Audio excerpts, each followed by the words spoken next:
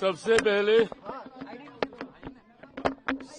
पहले मैं बिहार की जनता को, बिहार की महान जनता को विशेष धन्यवाद और बधाई देता हूं कि जिस तरीके से एक ऐतिहासिक फैसला बिहार की जनता ने एनडीए को एक प्रचंड जीत देकर अगले 5 साल बिहार को विकास की राह पर गति देने की सोच के साथ ये फैसला लिया है। मैं ये मानता हूं और मैंने हमेशा कहा है कि बिहार और बिहारियों में वो बुद्धि है, वो क्षमता है कि सही समय पर सही फैसला लेते हैं। ये एक लंबे समय के बाद बिहार में डबल इंजन की सरकार को मजबूती देने का एक ऐसा लम्हा आया जहां एक तरफ मेरे प्रधानमंत्री नरेंद्र मोदी जी की सोच तो वहीं मुख्यमंत्री नीतीश कुमार जी के अनुभव का गठजोड़ अगले 5 साल मजबूती से बिहार को विकास की राह पर आगे लेकर जाने का काम करेगा। ऐसे में बिहार की जनता ने एक मजबूत ऐतिहासिक फैसला लेते हुए जो विश्वास इस डबल इंजन की सरकार हमारे एनडीए के गठबंधन पर जताने का काम किया है, मुझे लगता है कि इस एक जवाब ने कई सवालों के ऊपर पूर्ण विराम लगाने का काम किया।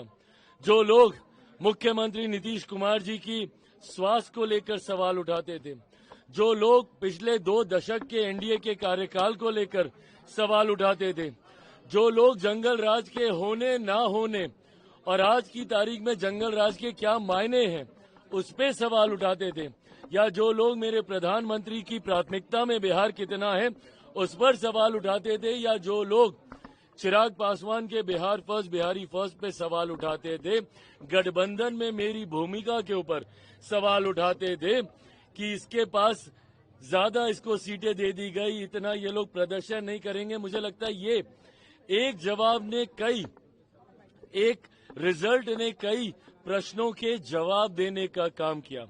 पर मैं मानता हूं कि अब यहीं से जहां एक तरफ मैं बिहार की जनता का धन्यवाद करता हूं, तो ये कतई संभव मेरे प्रधानमंत्री नरेंद्र मोदी जी के बिना नहीं हो सकता था। जिस तरीके से प्रधानमंत्री ने पिछले साल सवा साल में जब से तीसरी बार केंद्र में हमारी सरकार बनी है तब से लेकर अभी तक जिस तरीके से उन्होंने निरंतरता में बिहार आकर बिहारियों को प्राथमिकता में रखकर लाखों करोड़ों की परियोजनाओं को धरातल पर उतारने का काम किया, और जिस तरीके से मुख्यमंत्री नीतीश कुमार जी के नेतृत्व में उन तमाम योजनाओं को धरातल पर उतारा गया। अगर मैं मेरे प्रधानमंत्री के शब्दों में कहूं तो नरेंद्र और नीतीश इस जोड़ी ने एक अपना कमाल करके दिखाया है, और मैं ये मानता हूं कि ये हमारे गठबंधन की ताकत है। शुरू से मैंने कहा था कि 5 दलों का ये गठबंधन एक विनिंग कॉम्बिनेशन है, एक विनिंग अलायंस है। मैंने ये भी कहा था कि 2020 में भी अगर हम लोग एकजुट होते, अगर ये यूनाइटेड एनडीए 2020 में भी होता तो भी हम लोग इतना ही शानदार प्रदर्शन करते। पर आज एक तरफ जहां यूनाइटेड एनडीए की ताकत देखने को मिली, तो वहीं राजद जो पिछले 5 साल से अहंकार की पार्टी बना हुआ था, और अहंकार की परिकाष्ठा देखिए कि अभी जनादेश आया नहीं है और 18 तारीख को हम शपथ लेंगे। जनादेश को भी पार करते हुए महत्वाकांक्षाएं जब आपका अहंकार का रूप ले लेती हैं तो परिणाम यही होता है। ऐसे में जो लोग समझ रहे थे इतने समय से कि सबसे बड़ी पार्टी वो है, मैंने उस वक्त भी कहा था कि अगर कोई मुझ पे ये इल्जाम लगाता है कि मेरी वजह से जदयू हारी तो जीता कौन? राष्ट्रीय जनता दल जीती थी। वो अपनी काबिलियत पे नहीं जीती थी, वो एनडीए के बिखराव की वजह से जीती थी। उस वक्त भी मैंने कहा था कि अगर हम लोग यूनाइटेड होते तो 25 सीटें on record I have said this कि 25 सीटें राजद पार नहीं कर पाती, और आज कमोवेश वही परिणाम देखने को मिले हैं। तो जहां जंगल राज वालों को आज पता चला कि बिहार की जनता में वो कहां खड़े होते हैं, तो वहीं बिहार की जनता ने जिस तरीके से एनडीए और तमाम हमारे प्रत्याशियों को सराखों पे उठाने का काम किया, उसके लिए मैं बिहार की जनता का धन्यवाद करता हूं, मेरे प्रधानमंत्री जी का धन्यवाद करता हूं, मुख्यमंत्री नीतीश कुमार जी का धन्यवाद करता हूं, और एनडीए के तमाम घटक दल जिस एकजुटता के साथ मांझी जी, उपेंद्र कुशवाहा जी, हम लोगों ने मिलकर चुनाव लड़ा है। ये एकता की ताकत को बिहार की जनता ने सराखों पे बिठाने का काम किया। मुख्यमंत्री कौन? कई लोग आपको अंडरएस्टिमेट कर रहे थे, कई पॉलिटिकल पंडित कह रहे थे कि 10 सीट जीतेंगे चिराग तो काफी होगा। देखिए, जो लोग मुझे और मेरी पार्टी को, और मैंने हमेशा इस बात को सहज स्वीकार किया है कि मुझे कई बार ना एग्जिट पोल में मुझे ज्यादा दिखाया जाता है, और ये मेरा 2014 का से मेरा अनुभव है। 14 में जब 6 सीटें जीते तब भी मुझे 2 दिखाई जा रही थी, 19 में जब 6 की 6 जीते तब भी 2 दिखाई जा रही थी, और 24 में जब 5 की 5 जीता तब भी मात्र 1 सीट दिखाई जा रही थी। तो ऐसे में इस बार भी बिना एग्जिट पोल पे कोई भी उंगली उठाए हुए, क्योंकि वो अपना सर्वे करते हैं, बट मेरा विश्वास मेरी मेहनत पर है, ना किसी के सर्वे पर। मैं शुरू से मैं कॉन्फिडेंट था कि हम लोग का प्रदर्शन अच्छा रहेगा। मैंने स्ट्राइक रेट को लेकर भी काफी ताने सुने हैं, बट गठबंधन का स्ट्राइक रेट खूबसूरत रहा है, ये भी मेरा विश्वास डे 1 से रहा था।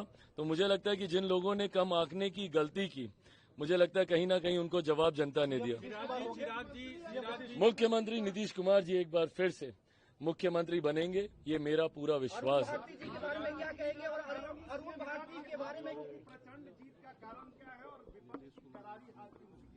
विपक्ष की करारी हार का कारण उनका अहंकार है, और हम लोगों की प्रचंड जीत का कारण डबल इंजन की सरकार पर, जिसका नेतृत्व मेरे प्रधानमंत्री केंद्र में और मुख्यमंत्री नीतीश कुमार जी बिहार में कर रहे हैं। इस डबल इंजन की सरकार जिसका मजबूती से समर्थन बिहार फर्स्ट, बिहारी फर्स्ट की सोच कर रहा है, एनडीए के तमाम घटक दल कर रहे हैं। मुझे लगता है कि हमारे गठबंधन की एकता पे बिहार की जनता का विश्वास और महागठबंधन का अहंकार उनको ले डूबा है, और हमारा विश्वास ने हमें जीत दिलाई।